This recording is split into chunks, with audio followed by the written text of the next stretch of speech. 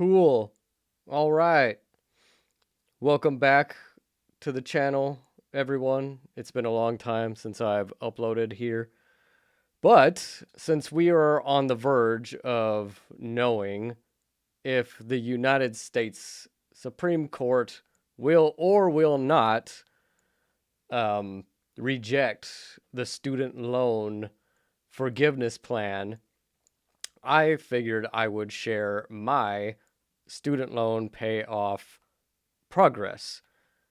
Today is June 26th of 2023, and we could know the status of the Supreme Court decision maybe tomorrow, maybe the next day, who knows. But anyway, I will be showing how I paid off roughly $67,000 of my student loan in 26 months. So let's travel back in time just a little bit to the day of March 29th of 2020. And what happened? The stupid pandemic happened. And then former President Trump decided, and I guess with the Department of Education and everybody else in the world said, well, we're just gonna, pause the student loan payments and your interest will not accrue. At that time, I was working my regular day job as a graphic artist from home. So the pandemic really didn't have a negative economic impact on me. So basically, I'm just working the job from home and going about the motions. Student loan payments have been paused. So essentially, the money that I had been paying was just being absorbed into regular living at this point. What else I had forgot to mention is that prior to the pandemic happening, I had been doing Uber driving on the side to make extra money so I could buy cool stuff like this amplifier, like this microphone, like a computer that is sitting down there on the floor that doesn't work anymore. But why that's relevant is that that is pretty much how I ended up paying most of my student loan off in 26 months. So let's put some numbers up on the board. My loan consisted of a consolidated subsidized loan and a consolidated unsubsidized loan. The subsidized loan total at disbursement, way back when, was $21,671.25. The consolidated unsubsidized loan was $42,302.17 for a total before interest of $63,973.24, which is a lot. It really does suck, essentially. However, what really makes it crappy, or what made it crappy essentially for me, is that over the years, making payments on time with an income-based repayment plan, my balance never went down. It only went up. And that's because the payment due was actually less than the amount of interest accruing as the months went on. Let's put this date up on the board. March 31st of 2021. Roughly an entire year without making any payments. And at this point, vaccines are starting to roll out. We're starting to be more comfortable with things. And I look at my student loan balance, and that total is $77,836.24. of that, $13,862.82 is all interest. And because we don't really have any indication of when the pause is going to stop, I'm thinking to myself, I should probably pay off as much of this interest as I can before payments resume. Again, March 31st of 2021, I believe this is when we started getting our stimulus check. And like mentioned earlier, because I still was working my regular day job, I didn't really need this money for bills, for food, or things like that. I'm thinking to myself, why don't I put this all toward my student loan? From what I understand, if you have any interest at all, any payments you make will go solely to the interest during the pause. So essentially, I got back in the car and started Uber driving again.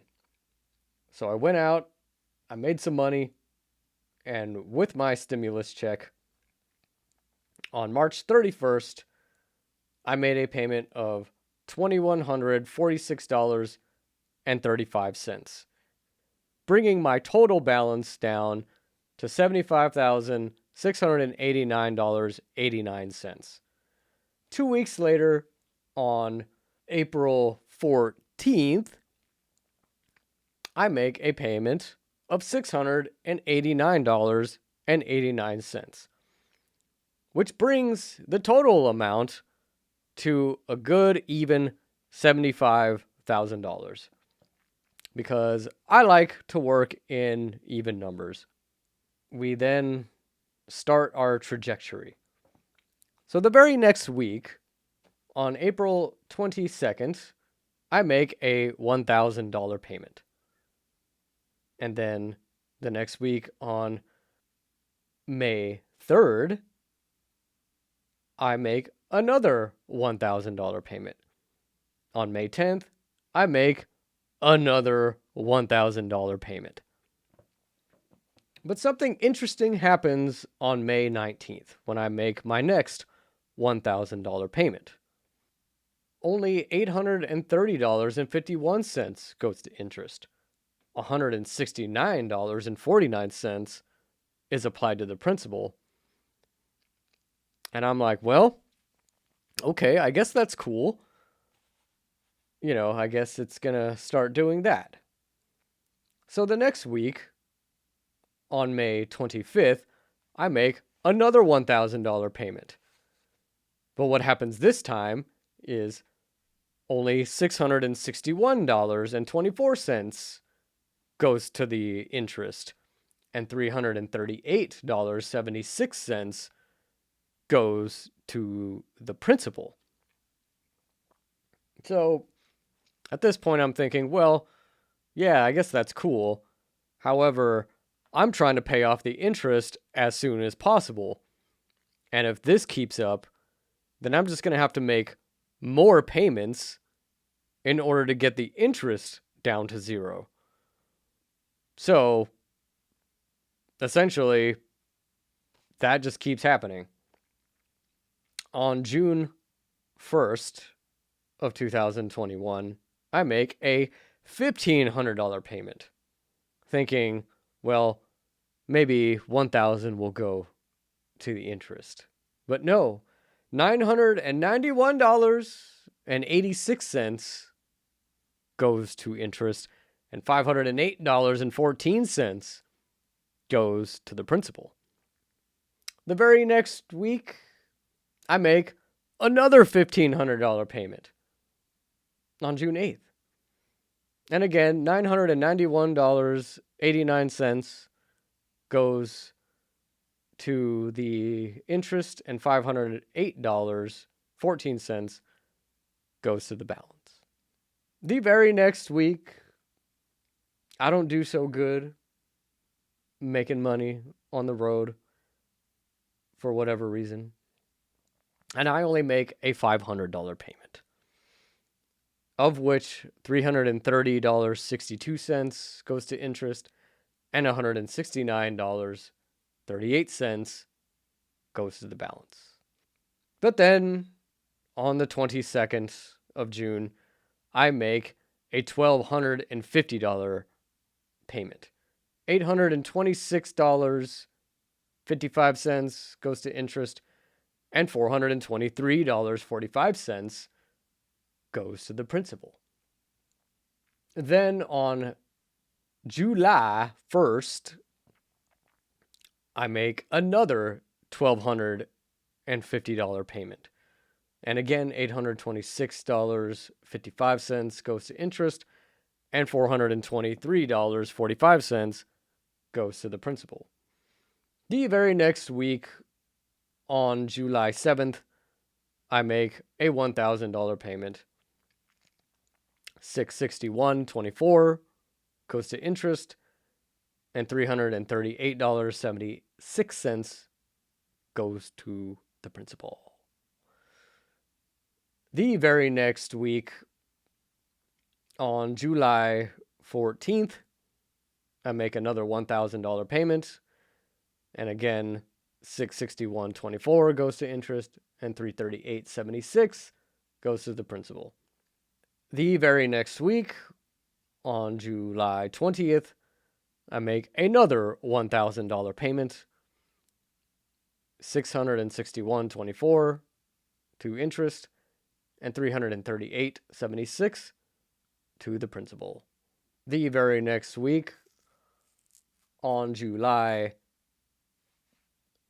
29, I make another $1,000 payment, and $583.67 goes to interest, and $416.33 goes to the principal. And at this point, this is where we zero out the interest. So how many payments was that? 16 payments. Average $1,000. So from March 31 to August, we've got the balance down to just an even $60,000 from the total from the start of $77,836.24. That's quite a bit. We don't know when, at this point, when the payments are going to resume. At this point, they've been extended. So I figure I might as well try to keep going and just pay off as much of this thing as I can until payments resume. So since I've got all the interest paid off, let's go ahead and break up that $60,000 into their respective two loans. Originally, the subsidized loan was $21,671.25, and the unsubsidized loan was $42,302.17. But now, the subsidized loan is down to $17,775.40, and the unsubsidized loan is $42,224.60. These two loans add to the even $60,000. So August 6th, I make another $1,000 payment. So what it does, it decides to apply some of the payment to each of the loans. August 26th, I make another $1,000 payment. September 2nd, I make another $1,000 payment. And it seems like what it's doing is every single time I make a $1,000 payment, and it didn't matter if I tried to apply it directly to one of the other, it would still break it up to where it was doing $661.24 to the big loan and $338.76 to the smaller one. And in my mind, I'm thinking, well, I guess it's just going to take even longer to get even the smaller loan down to zero. But I just have to keep trucking along. But what happens is I suffer from an extreme case of burnout. Even though I had made such progress up until this point, I paid off all the interest and then made another $3,000 of payments. I just essentially don't feel like going out and driving. It had been 5 months of pretty much working 7 days in a row, and I was done about needing a break. So I essentially just take some time off of driving. And it is not until November 18th when I make my next payment. And it is for $200. I don't remember if at that time that I just didn't earn enough for driving or if I still hadn't actually gone out and driven. The next week, on November 30th, I make a $300 payment. And then the next week, on December 7th, I make a $500 payment. And according to my notes, this is when we both have even numbers on both sides, which makes me happy. So at this point, I got $16,000 on the smaller loan and an even $40,000 on the bigger loan. So I make on December 13th to the big loan, I make a $1,000 payment, and it actually takes it all off of that and makes it an even $39,000. And the next week on December 20th, I make a $1,000 payment to the smaller loan, and it applies to all of that. Same thing on December 27th, I make another $1,000 payment, and it brings the smaller loan down to $14,000 even. And now we're in the year 2022, January 3rd. I make a $1,500 payment. So even though I make a $1,500 payment to the smaller loan, it decides to give some of it to the other one, which makes the numbers not exactly even again. Which essentially, it's not too terrible, but it's still a little annoying. But anyway, the next week, I make another $1,500 payment. And then on January 20th, I make another $1,500 payment. On January 26th, I make another $1,500 payment. February, I make a $1,000 payment on the 2nd. On the 9th, I make another $1,000 payment. On the 15th, I make another $1,000 payment. And on the 24th, I make a $2,000 payment. We're just going hog wild now. March 1st, 2022, a $1,000 payment. March 9th, another $1,000 payment. March 15, another $1,000 payment. March 22nd. At this point, I have $2,000 left on the smaller loan. And then I'm like, I'm going to pay this smaller one off. It's going to be zero. So I make the payment on March 22nd of $2,000. But what does it do? It only applies $1,836.12 and puts $160 on the big loan, leaving $160.88 left. So I'm like, well, damn, I need to pay this off. So the very next day, I try to make $160 of a payment directly only to the small one, but it won't apply the whole thing. It wants to keep applying some to the big one. So I have to fudge the numbers around to where I have to make a payment of $325 in order for the entire $160.88 to actually be applied to the small loan to bring that down to zero. So roughly 1 full year of doing this crazy payment schedule of averaging about $1,000 a week, give or take the entire month of October off, it brings us to that amount. And at that point, it is $36,675. So what do I do? March 29, 1,175, bringing my now full balance to 35,500. So, what do I do?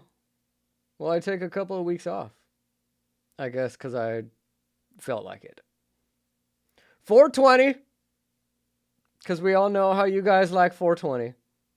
I make a $500 payment. On 427, I make a $250 payment. May 4th, because May the 4th, I make a $250 payment. And on May 10th, I make another $250 payment. But on May 16th, I make a $1,000 payment. On the 19th, I make a $250 payment. On the 24th, I make a $1,000 payment. On June 2nd, I make a $1,000 payment. On June 7th, I make another $1,000 payment. On the 21st, I make a $300 payment. On the 30th, I made a $400 payment. On the 5th of July, I make a $300 payment. On the 14th of July, I make a $1,000 payment. On the 18th, a $500 payment. And then on the 28th, another $500 payment. August 2nd of 2022, I make a $500 payment. On the 11th, I make a $1,500 payment. On the 16th, I make a $500 payment. And then on the 25th, I make another $500 payment. August 30th, another $500 payment. I guess I'd take about another 3 weeks off. September 22nd, I make a $500 payment. September 27th, I make a $500 payment. October 3rd, I make a $500 payment. October 11th, I make a $500 payment. October 18, another $500 payment. October 25, a $1,000 payment. November 2nd, a $1,000 payment. November 8th, a $1,250 payment. And then on the 22nd of November, a $750 payment. And there's a bit of a gap here, because on September 30th, exactly, I quit my day job because I didn't want that job anymore. It just wasn't serving me as well as it had. I was not happy. I was depressed doing the work. And I also wanted to earn more income from a day job. Long story short, I asked for more money and they said no. So I quit. And I had figured I've been doing rideshare rather part-time for this long.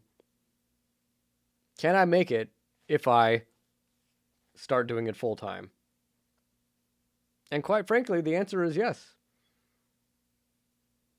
Another thing happened in October.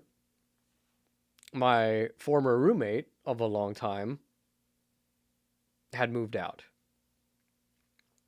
So here I am without a regular day job and without the income from the roommate, which had been essentially rolling into, helping with housing.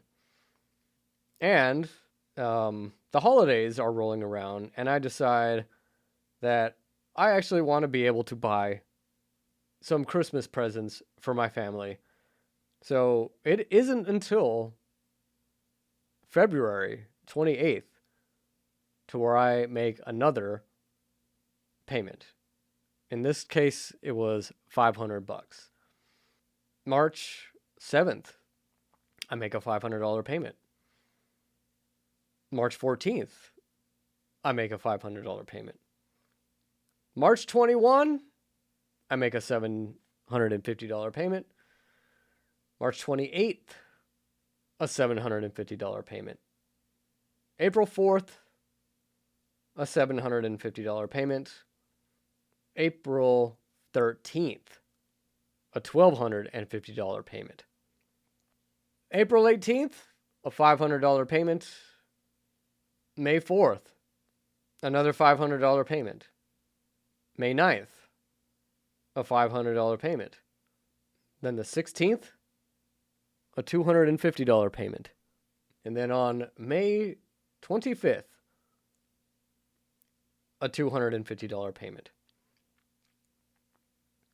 Which brings my total, which is current, to even $10,000.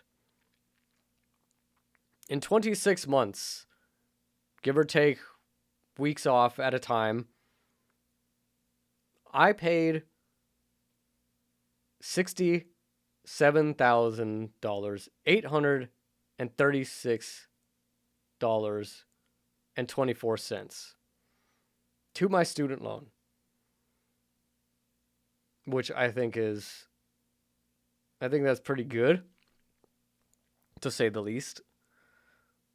Nerve-wracking as all hell. And that essentially brings us to current day. Because any day now, we will know if student loan forgiveness will happen. And I also had received that email saying that I had been essentially approved for the $10,000 forgiveness. So, what will I do moving forward? If student loan forgiveness does not happen, and the administration does not invoke the Higher Education Act or any other means to do forgiveness, then I'm just going to end up doing what I've been doing and pay the rest of the $10,000 off. And if interest is going to start accruing September 1st, that leaves essentially 3 months, or actually no, 2 months, all of July and all of August to pay off the remaining $10,000. Because the whole purpose of me doing this was so they wouldn't even get any more interest from me. But if you've stuck around this long, thank you for listening. I wanted it to serve as a way that it's totally possible to do something like this, but you gotta work a lot. Unless you just make a ton of money already, and you can just sacrifice a lot of that money to paying off a big debt like this. Otherwise, yeah, I did it by essentially having to work 2 jobs. And then in the time when I wasn't working 2 jobs, after bills and food, yeah, all of this money that I've earned has essentially gone to paying down this debt because I just don't want it anymore. And, yeah, you totally can do it too. You just have to want it bad enough, like I did. want it bad enough to actually go the distance. There's pain mentally, but yeah, it was hard, but it's possible and it can be done. So if you're in a situation where you're like, how the hell am I going to pay off my humongous loan? Then this is how to do it. You make a payment every week instead of every month. You try to, whatever your monthly payment is, you try to quadruple it. And if that means working a second job or just making a lot of sacrifice on your leisure, then that's what you do. Unless you just are okay with carrying the debt for decades, then that's what you will do. It's all about the volume of payments that you make. Obviously, I did this during the pause for the sake of the zero interest. And since that is going to expire soon, I suggest for any of you that say have anything over 10,000 and you don't want any more interest to go, then I would say starting tomorrow, just pay on your loans until it goes away. But again, that's just what I did. It worked for me. And now I don't have nearly $78,000 worth of debt. As of today, I have 10,000. In which case, it could either be 10 or it could be 0. But we'll know soon. And if you found this video informative or entertaining in a way, please give it a thumbs up. It's the best way to support the channel. And comments or questions, put them in the comments. I'll try to get back to y'all and give updates as we go. And I will follow this video up with with an amount that I paid during my income base repayment plan since my loans were actually dispersed. So if you're interested in that, stay tuned. That'll come sometime later. But that's going to be it for this one. Thanks a lot, and we'll see you next time. Peace.